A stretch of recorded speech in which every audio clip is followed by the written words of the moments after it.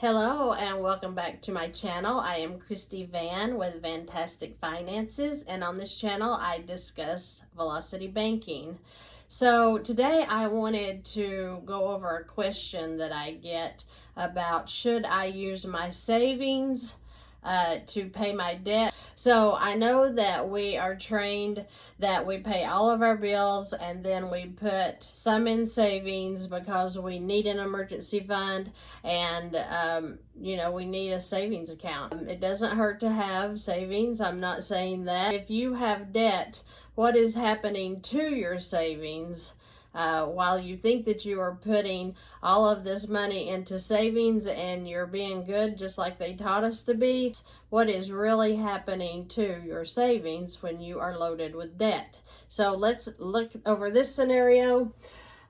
Here's the bank, and we have all of these bills going out of it every month. We have our home loan. It's got a $150,000 balance at $1,275 a month. A car payment at $540 a month. A credit card number one is $600 a month with a $14,000 balance. Your utilities and food usually run about $1,200 for a family of four.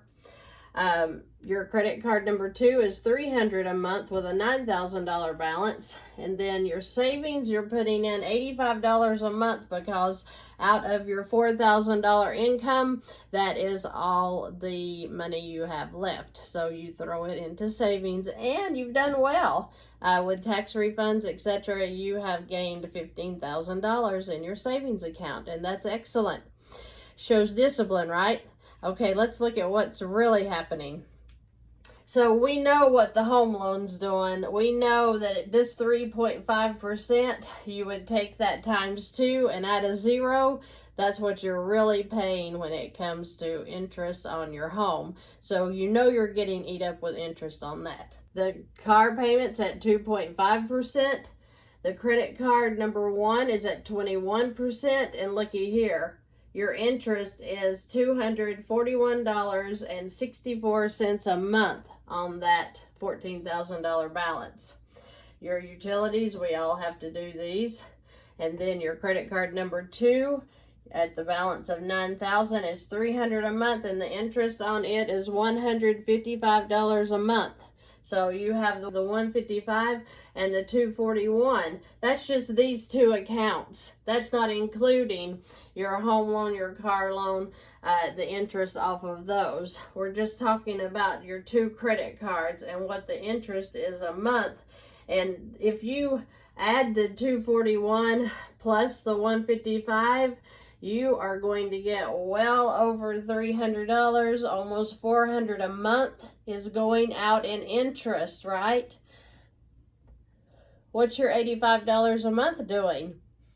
It's depleted. It's not even there. You're in the negative with your savings. So every month that you're letting this balance sit in here and you're letting your balances sit here, you are doing nothing but giving the bank exactly what they want. They want you to leave that money in there. They want your savings in there because they're making money off of that. They're multiplying your $15,000 and they're loaning it out and getting high interest off of other people. So they want you to let that sit there just like you are. And they also want you to be paying them interest on money that you really don't need because you've got it right here. Does that make sense? You have $14,000 right here, drawing 21%. You're paying the bank $241.64 just to let it sit there. And then the same on this credit card number two.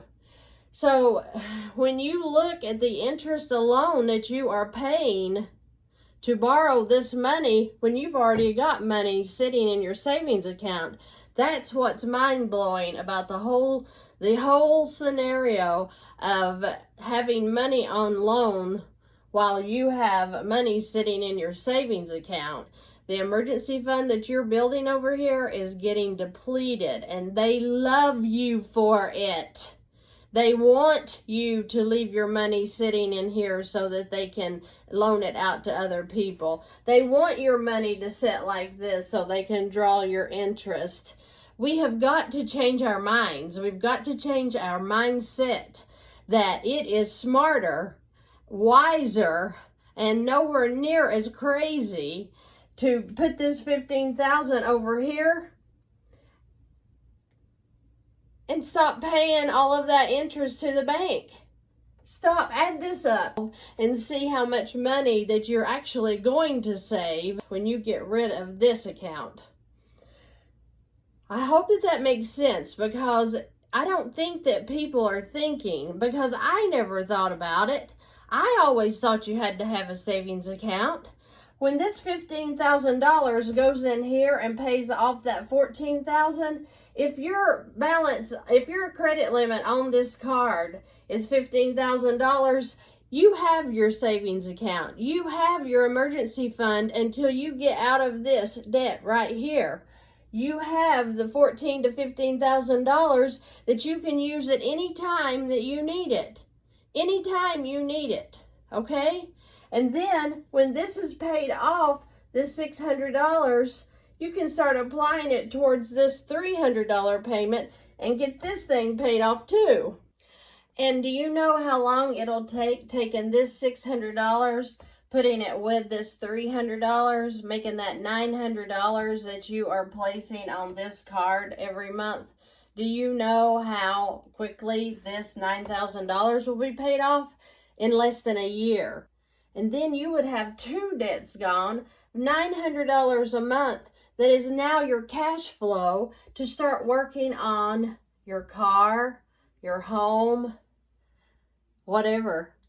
And if you took your balance here on your credit card, that would probably be increased when you paid that thing down. The bank gave you a limit increase. Then you could come over here and grab your $19,000 balance on this card, throw it into your credit card. It may take a payment and then one, but do you know that with your $600, your $300, and your $540 that would be going into this one credit card, you could have the $19,000 car paid off in less than 14 months? I mean, you really got to think. Even if it took you 2 years, you're stuck in this one. If you're putting your money where it's supposed to go, then you are saving so much in interest, Then you're adding all of these payments together and paying off one lump sum. And if you had $1,440 with transferring this into the credit card, you put your $1,440 in there as cash flow, and you didn't change a thing. You didn't get a new job. You didn't get a second job. You didn't start getting frugal. You just started putting your money in different places rather than where the bank told us to. The bank told us to keep everything in the bank and the savings, right? What if you just changed your mind for a minute? Let your mind slip over and think about how they're taking advantage of you and of me every time that we do the silliness of things like this, when they're charging us the silliness of things like this. Think about it. If you have any questions, just leave them below. I'll be glad to answer them. I'm not charging for these videos. I'm not charging to answer your questions. I just want you to get out of debt. And this right here, if you're doing this, which 90% of Americans probably are, then change your thinking. Put your money somewhere where it belongs, where it's paying you instead of you paying the bank. But I just make suggestions. You make decisions. Thank you and have a terrific day.